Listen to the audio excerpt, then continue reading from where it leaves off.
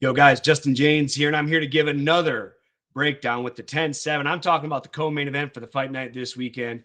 I'm talking about Kevin Holland versus Mike Mallett. And honestly, before doing this breakdown video, before doing my homework, I didn't know much about Mike Mallett.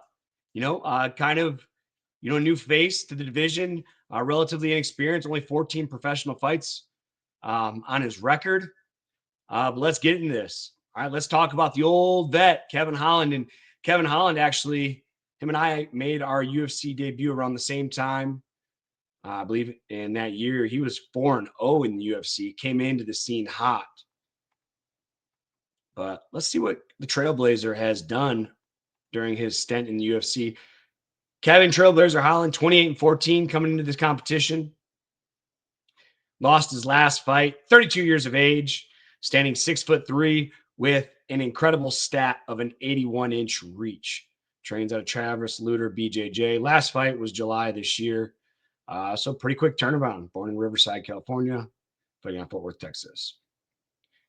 All right, guys. In his pro career, 13 wins by knockout, 10 wins by submission, 5 wins by decision. So, 23 finishes with only 5 decisions. Kevin Holland's always looking for the finish. Currently 15-11 in the UFC with 1 no contest, 1-1 LFA, 1-0 Bellator, 1-0 Contender Series. Let's go when Kevin made his debut with the UFC. Oh, excuse me. He made his UFC debut a long time ago. What am I talking about? Contender Series in 2018. I thought he made in 2020. Excuse me. 2018. Goes and beats some good guys. John Phillips right here. John Phillips known as a power puncher. Gets the rear naked choke. Gerald Mersearch, tough guy. Actually loses to Brendan Allen, the guy in our main event, by rear naked choke. Brendan Allen, awesome grappler. Anthony Hernandez. Guys, forget about this a lot. Anthony Hernandez, super hot right now. He beat him. Not only did he beat him, he finished him with a knee 40 seconds into the first round. Incredible win. Joaquin Buckley hits him with that beautiful long right hand, knocks him out. Performance bonus. Charles Ver. Oh man, this was a brutal one. Neck injury via slam. Souza, if you guys remember him knocking him out, he was actually almost playing an open guard here where he reached up with a hammer fist and knocked him out and then came over with a big right hand. Referee was almost confused. Derek Brunson, this is a credible loss, guys. Like unanimous decision. Marvin Vettori, incredible loss. Kyle Dawkins, no contest. Alex Oliveira, Cowboy. Very dynamic Brazilian striker, goes in there, knocks him out with ground strikes. Tim Means, credible name. Lose to Hamzat Chimaev, currently our UFC champ. Stephen Thompson.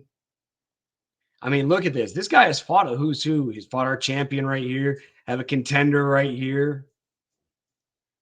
Roman Delaziz. Go down. Rib injury. RDR. 14 wins by submission. Incredible submission. Guys, like you look at Daniel Rodriguez. You look at these wins and losses for him. And this guy has beaten a who's who. And I'm a big Kevin Holland fan, man. And Kevin Holland's, in my opinion, his best asset is his range. He's a great orthodox fighter, and he has long arms. He has an 81-inch reach, and he knows how to use it. He catches people coming in. He has a beautiful check left hook, and he just has dynamite in his hands. He knocked Sozu out from bottom. And that's the only time I can think of that ever happening. I'm sure maybe it's happened before, but that's the only time of relative history that I can think of that happening.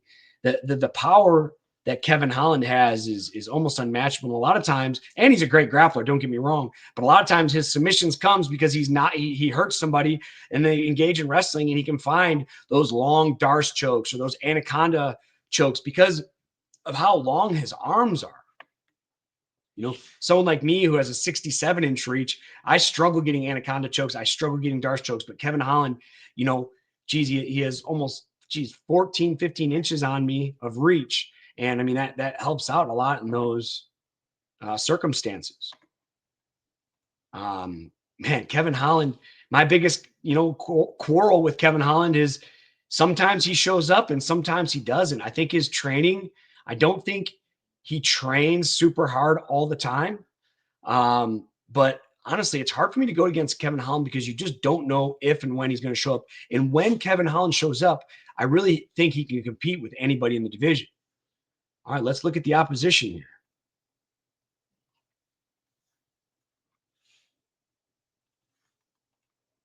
There we go. Mike Mallett out of Canada. And I tell you what, I've fought a lot of Canadians before. Something all Canadians have in common is they are tough. Not a lot of experience coming into this fight with 15 pro fights. Currently on a 2-fight win streak, 33 years of age, standing 6'1" with a 73-inch reach. That's freaking wild, man. Like giving up 8 inches, more than half a foot, going against Kevin Holland. Now you look 5 wins by, knockout, 6 wins by submission, only 1 decision. So this guy is a force to reckon with. He's always looking for the finish, whether it's a knockout, whether it's a submission. 5-1 in the UFC, 0-0 in Bellator, which is weird. 0-1 in World Series, and then 1-0 in Contender. All right, making his UFC debut in 2023, gets his arm triangle with Johan Lanice. Not sure who this is. Gets performance bonus. Adam Fugit, not really sure who this is. Gets the guillotine choke, performance bonus. The first recognizable name that he fights, Neil Magny, loses, gets finished. Trevin Giles is a mildly notable name. Charles Radke, don't know much about. And obviously Kevin Holland. So in my opinion, this is a huge step up for Mike Mallett. And Mike Mallett is a savage. This guy's explosive. He's fast. He fights out of a southpaw stance. Something that Mike Mallett does when he's striking is he finishes all his combos with kicks, whether he's kicking to the leg, whether he's kicking to the body, where he's kicking to the head. He'll almost blitz in with some great boxing technique. And then he's finishing with a high kick. Very, very explosive. Has great wrestling, has great top control. This guy can knock people out. This guy can sub people. This guy can wrestle. I can see why the UFC has given him, some no-name guys. Mickey Gall, Mickey Gall, who I never really was that thrilled about. I never thought he was that good. And he finished him. Mikey Gall was somebody I always wanted to fight. Look, 7-4 coming into this, goes 7-5 afterward. Never thought he was anything special. Beats Trevin Giles twice. This is just a grappling match, though. But the UFC sees some toughness in this and sees that this guy could be something. So, again, giving him the easy matchup, giving him not necessarily an easy matchup, 9-1, but a guy that's not very known. Adam Fugit, don't know. And I was like, all right, let's try him out against an old vet. And gets in there, gets finished. And like, all right, let's give him a guy who's already beaten a grappling match. Trevin Giles beats him by decision, finished him in the grappling match. But goes decision here. And Charles Radke, I think the UFC was given these 2 matchups here to try to build his confidence back because Mike Mallett has a lot of promise. He's a little bit older, 33. But from a technical standpoint, he's very, very good, very explosive, and very strong. Let's take a look and see what the odd makers think of this fight.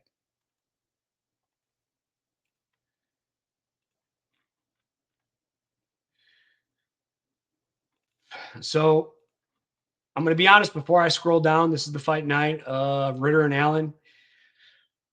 Honestly, I got to give the edge. I mean, if he shows up, and I'm really hoping he shows up, I'm giving the edge to Kevin Holland here. I think Kevin Holland I know Kevin Holland has faced much tougher competition. Kevin Holland, has competed with the best. And Mike Mallett, on the other hand, really, in my opinion, his notable fight he lost. He hasn't beaten anybody that was stellar. Like I said, Mickey Gall. I don't even really count that win. The other guys, Giles, he had already beaten a grappling match. Just because of the strength of schedule and the power that Kevin Holland has in his hands, I'm going to give Kevin Holland the slight edge here. I think he's going to be a little bit of a favorite, maybe a -120, maybe a coin flip fight. Let's take a look at what the odds makers say. I was wrong. All right. I mean, I was pretty close, though, nearly even, +115. I have it -120. Tapology is giving Mikey a little bit of an edge here, slight favorite here. I don't like it. All right, let's see what the Tapology community says. Tapology community has Holland winning. I think I'm going to have to go with this, guys. I think Malott is an incredible fighter. I think he's really strong. I think he's fast. He's dynamic. He's precise. He knows how to mix it up. I think he has a lot of promise, but I don't think he's fought anybody as good as Kevin Holland. And when Kevin Holland shows up, like I keep saying, he's going to be tough for anybody to beat. We have number 40, the ranked 40th guy going against the 13 guy. Kevin Holland has been there and done that in the UFC. And I just don't think Malott has earned his stripes yet. If he comes in here and puts on a dominant performance against Malott, like, yeah, I could see him being shot, in the top 15. I could see, because it looks like he does have a lot of promise. But when you're fighting kind of nobody guys and you're looking great, that's one thing. But when you're fighting someone like Kevin Holland, can you still look as good as you do early on? I think he's just untested right now, and I think Kevin Holland is going to be the true test. I'm taking Kevin Holland as a dog. Like I said, I was going to take him as a slight favorite, but I'm definitely taking Kevin Holland as the dog. Malott, man, I could see Kevin Holland knocking Malott out. Mallott's going to be coming in with blitzing attacks because he's giving up 8 inches of reach. And Kevin Holland has a great check hook, and he has a great right cross. And he only needs to land one of those shots once to really hurt Malott and put him away. Guys, I'm taking Kevin Holland by finish. What do you got?